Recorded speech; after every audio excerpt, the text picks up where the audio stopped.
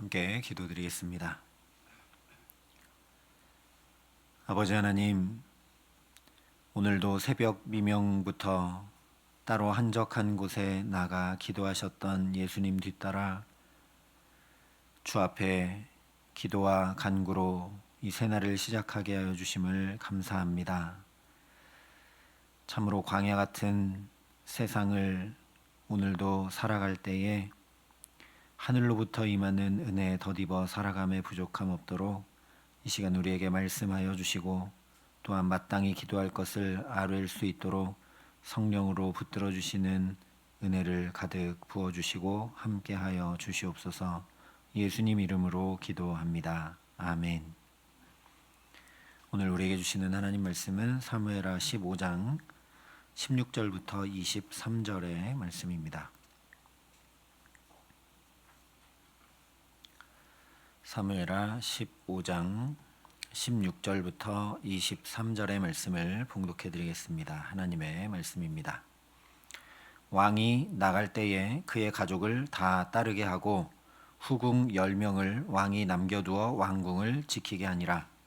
왕이 나가매 모든 백성이 다 따라서 벤메르하게 이르러 멈추어 서니 그의 모든 신하들이 그의 곁으로 지나가고 모든 그렛 사람과 모든 블렛 사람과 및 왕을 따라 가드에서 온 모든 가드 사람 600명이 왕 앞으로 행진하니라. 그때에 왕이 가드 사람 이때에게 이르되 어찌하여 너도 우리와 함께 가느냐? 너는 쫓겨난 나그네이니 돌아가서 왕과 함께 내 곳에 있으라. 너는 어제 왔고 나는 정처 없이 가니 오늘 어찌 너를 우리와 함께 떠돌아다니게 하리요? 너도 돌아가고 내 동포들도 데려가라. 은혜와 진리가 너와 함께 있기를 원하노라 하니라.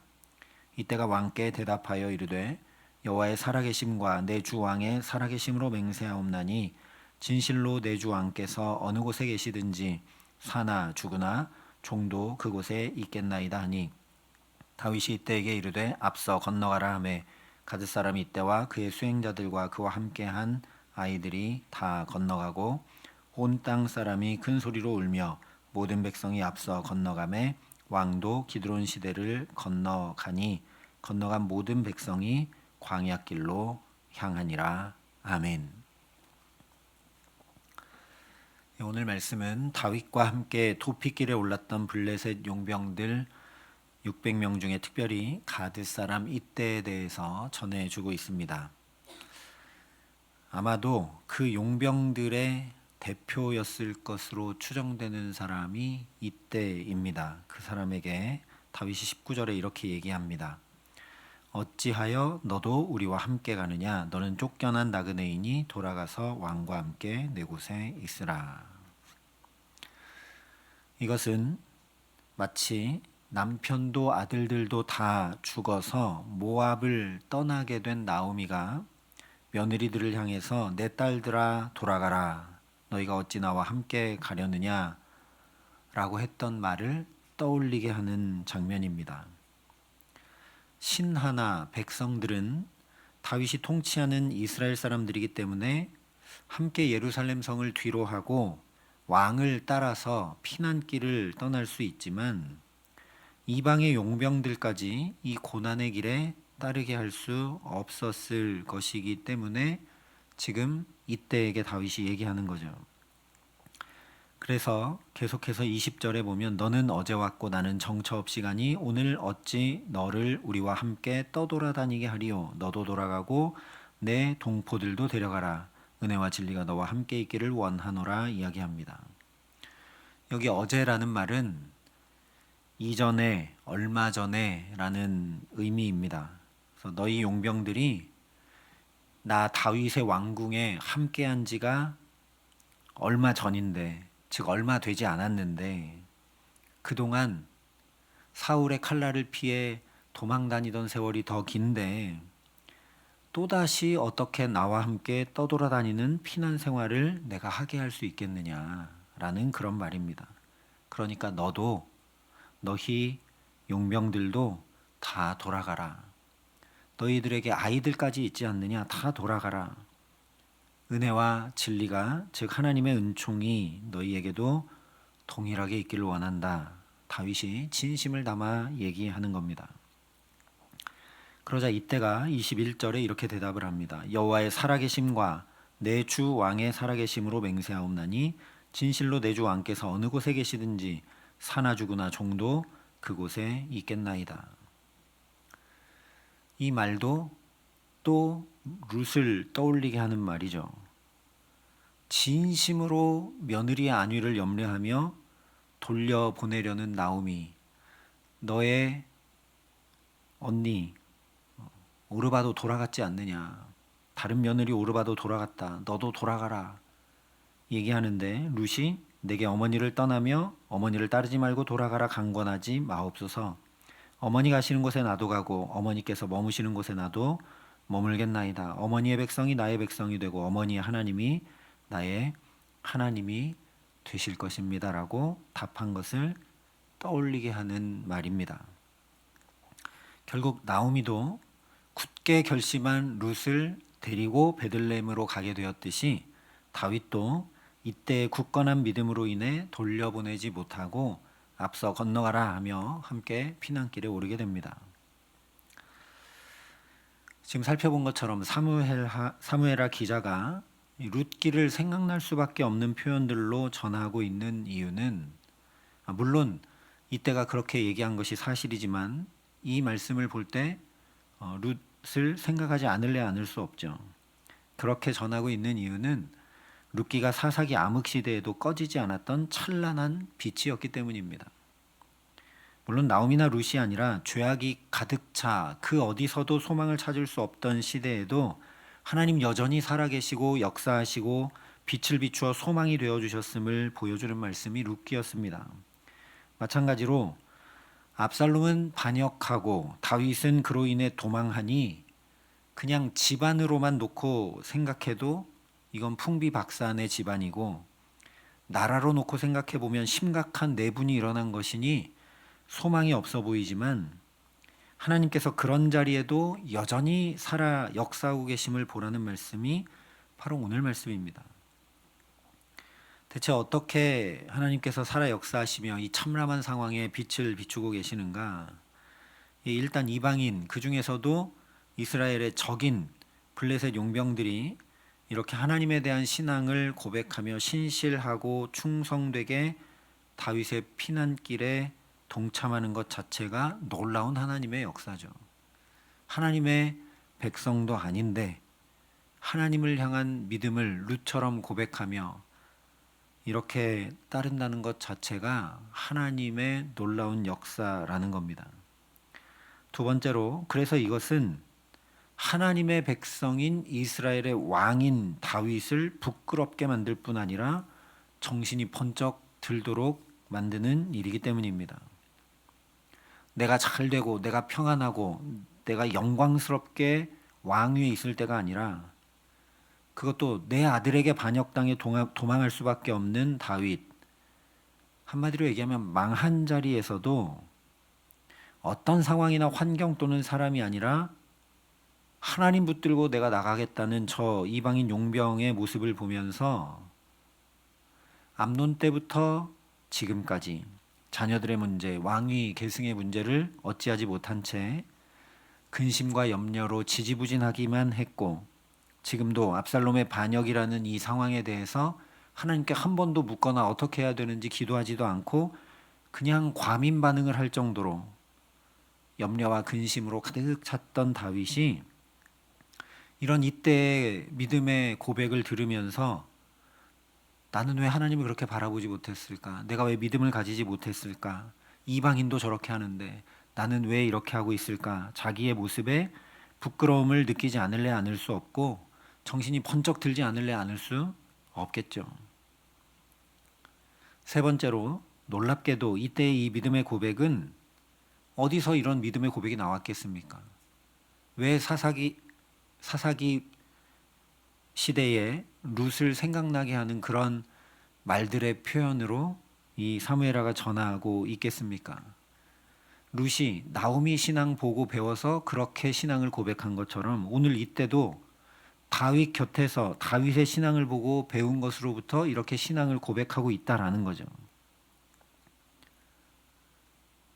그런데 정작 다윗은 사울의 칼날 피해 도망다니던 그 힘겹고 어렵고 외롭던 시절에도 오직 하나님 붙들고 믿음 가지고 살았었는데, 하나님께서 나를 왕이 되게 하시고 궁에 평안히 거하게 하신 이후에 어느새 그 하나님 놓치고 말았다는 것을 이때를 통해 생각하겠죠. 지금 내 신앙이 어떠한 신앙인지 돌아볼 수밖에 없게 하시는, 이때의 말과 이때의 모습을 통해 돌아볼 수밖에 없게 하시는 하나님의 역사라는 겁니다. 네 번째로, 무엇보다 이렇게 블레셋 가드 사람 이때의 입술을 통해 단순 명료하게 여호와께서 살아계신다, 여호와께서 살아계신다라는 말을 듣게 하십니다. 하나님 여전히 살아 역사하고 계신다는 그 믿음의 고백을, 그것도 이방인의 입술을 통해 듣게 하셔서 낙담과 좌절과 근심과 염려로 가득 찬 다윗을 붙들어 일으켜 세우고 계신다라는 거죠. 이런 하나님이 우리 아버지 하나님이십니다. 저 뒤에 요나서도 보면 요나가 니느웨로 나는 못 간다고, 그래서 다른 곳으로 도망가려고 이렇게 배를 타고, 그래서 하나님 소리도 안 듣겠다고 저 배 밑바닥에 내려가 자고 있는데 이방인 선장이 와서 자는 자여 어찌함이냐, 내 하나님께 구하라, 혹시 하나님께서 들으실지 어떻게 하느냐라고 영혼이 잠들어 있는 요나를 하나님이 그 이방인 선장을 통해 흔들어 깨우십니다. 이처럼 절망 속에 낙담할 수밖에 없는 다윗에게 또다시 하나님께서 살아 역사하시고 그에게 빛과 소망이 되어주셨기 때문에 다윗이 이렇게 고백을 합니다. 여호와여, 주는 나의 방패시오 나의 영광이시오 나의 머리를 드시는 자이시니이다. 내가 누워 자고 깨었으니 여호와께서 나를 붙드심이로다. 천만인이 나를 에워싸친다 하여도 나는 두려워하지 아니하리이다. 구원은 여호와께 있사오니 주의 복을 주의 백성에게 내리소서. 이 고백은 시편 3편에 기록이 되어 있는데, 시편 3편은 다윗이 그의 아들 압살롬을 피할 때 지은 시입니다.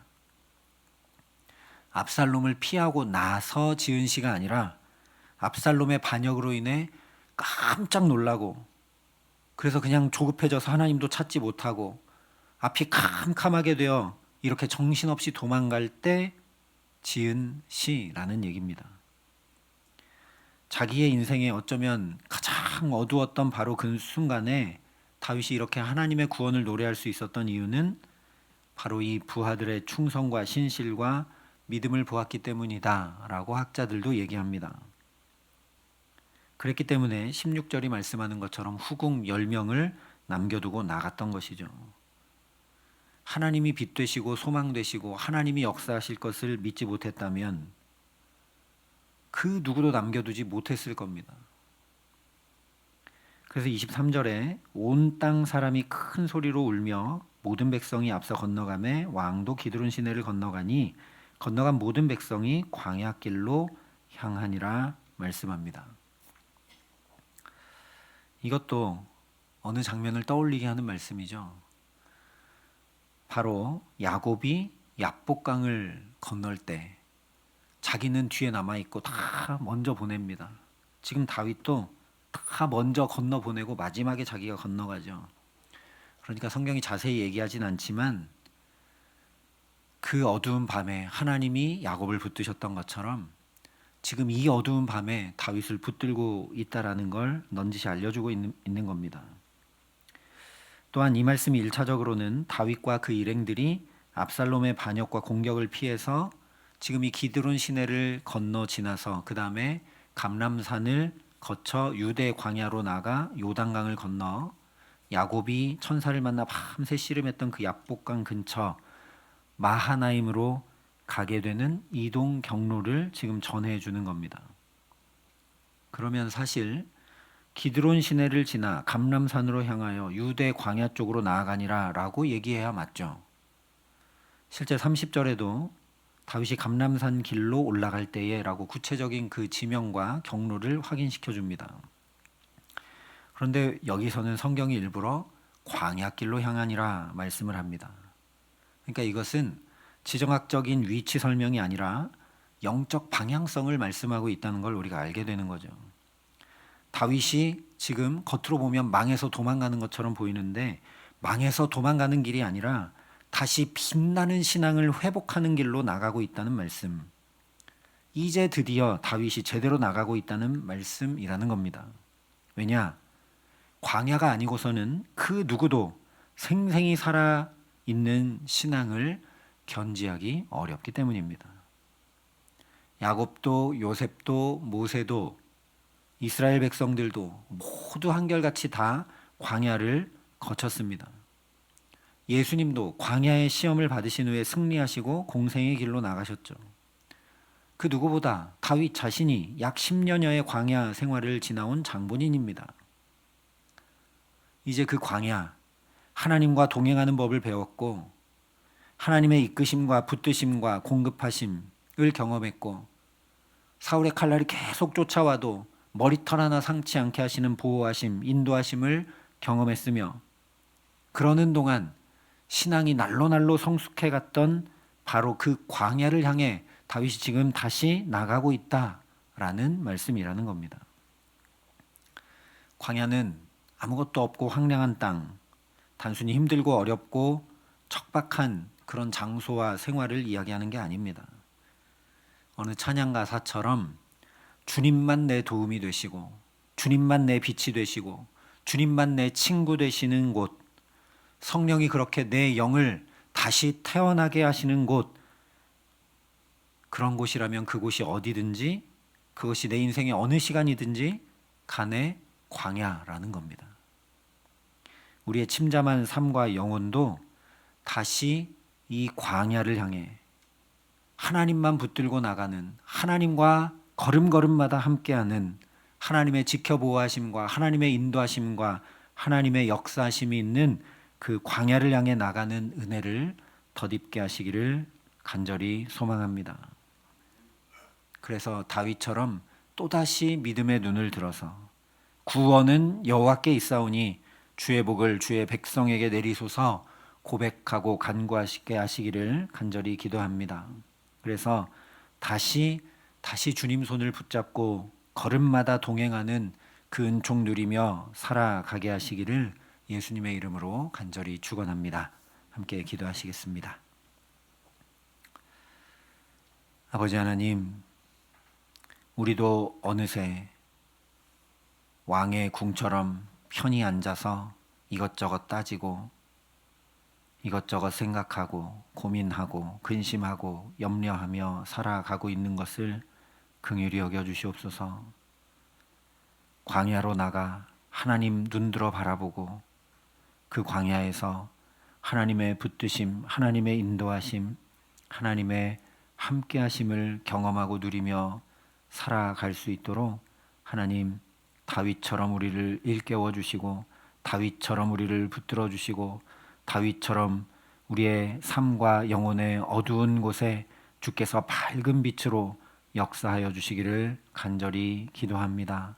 하나님 함께하여 주셔서 우리가 광야의 신앙, 생생히 살아있는 신앙 가지고 주님과 걸음마다 동행하는 복된 삶으로 살아감에 부족함 없도록 이 기도의 시간 우리에게 함께 하시고 은혜를 더하시고 역사하여 주시옵소서. 이제는 주 예수 그리스도의 은혜와 하나님의 사랑과 성령님의 교통하심이 다시 눈을 들어 오직 주님 바라보는 복된 광야길을 주와 함께 걸으며 살아가기를 소원하고 결단하는 여기 모인 모든 주의 성도들과 사랑의 빛교회 모든 교우들과 이 나라의 민족과 이 귀한 복음을 오늘도 세계 만방에 전하시는 선교사님들 가운데 이제로부터 영원토록 함께 하시기를 간절히 축원하옵나이다. 아멘.